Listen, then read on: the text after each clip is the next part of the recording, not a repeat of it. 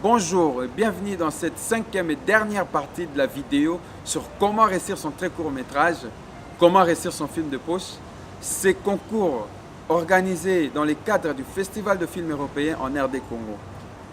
Nous voici sur la dernière ligne droite, les montages.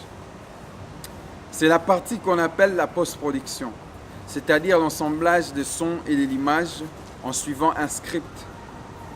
On a toute la matière. Le sujet, la narration, les images et les sons. Il n'en reste qu'en faire un film. Il existe deux parties à suivre. Le montage image tout d'abord et le montage son. Le montage image, l'assemblage de toutes les images qui construisent la narration.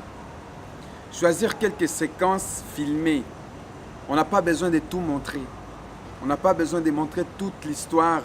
C'est pourquoi dans le film, on ne montre pas là où il était né, à moins que ce soit nécessaire. On ne montre pas quand les gens font la douche et tout. Donc, il nous suffit juste de nous montrer quelques séquences, quelques plans, et le spectateur va lui-même compléter les images qui manquent pour comprendre l'histoire. Donc, le montage n'est qu'un récit. Le montage image n'est qu'un récit. Ça veut dire qu'on montre quelques images qui fait la narration, qui nous permet de comprendre l'histoire. Et les rythmes d'un plan.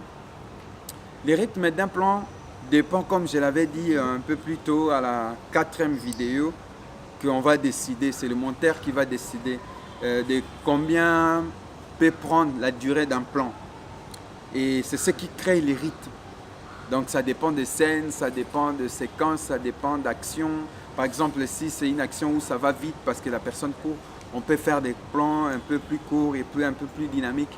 Mais s'il s'agit par exemple d'une scène où c'est vraiment poétique, c'est par exemple romantique et tout, on peut réduire un peu le rythme. Donc cela dépend des scènes et puis du montage. Il y a ce qu'on appelle les talonnages images. C'est les tons que l'on donne au film.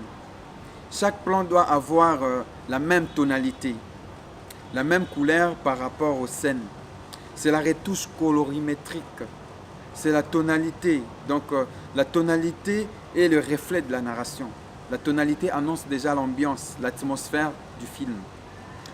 La deuxième partie, c'est le montage son. Tout d'abord, il faut chercher à synchroniser les sons avec les images, tout en sachant que le son est plus élargi que l'image.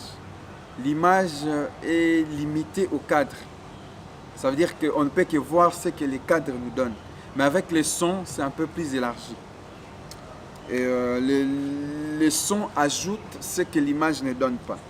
Exemple, les coqs qui chantent, on sait que c'est le matin, l'éloignement de pas, une voiture qui arrive, on ne voit pas ça dans les cadres, mais le son nous permet quand même de nous donner quelques informations parce que le son est un élément narratif qui complète l'image pour structurer la narration et la rendre encore plus riche.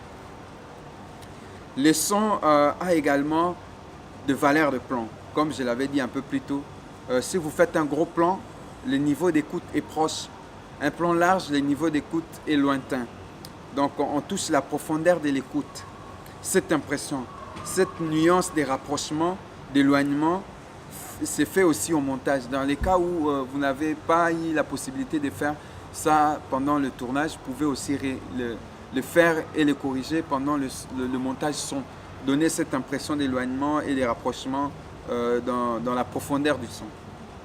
La partie finale au montage son est le mixage. On peut la comparer à l'étalonnage. Au mixage, on essaye de donner un ton au son, donc un équilibre. Au mixage, on essaye vraiment de réduire un peu les sons forts, d'augmenter un peu les sons qui sont un peu bas et aussi d'éliminer certains sons parasites. Donc on essaye de faire un peu un arrangement de sons. On rajoute aussi la musique s'il faut sur la bande sonore, sur la bande de son pour traduire une émotion ou juste la musique pour le film, les fonds sonores, etc. N'oubliez pas, le son n'est pas forcément lié à ce que l'on voit. L'image est limitée par les cadres et le son, quant à lui, n'a pas cette limite. Les hors-champ, donc il y a des sons hors-champ, il y a les sons in et les sons off, comme je l'avais un peu évoqué plus tôt. Et donc voilà Et merci beaucoup pour suivre toutes ces vidéos postées sur Internet. Je vous souhaite tous bonne chance pour ce concours de films de poche et je vous invite tous à venir le 15 mai à 10 h à l'Institut français pour un échange sur toutes les vidéos qui ont été postées. Et pour entrer plus en détail et à répondre à vos questions si nécessaire, notez des questions, notez des mots qui vous semblent difficiles et venez les 15, on va en discuter. Merci à vous.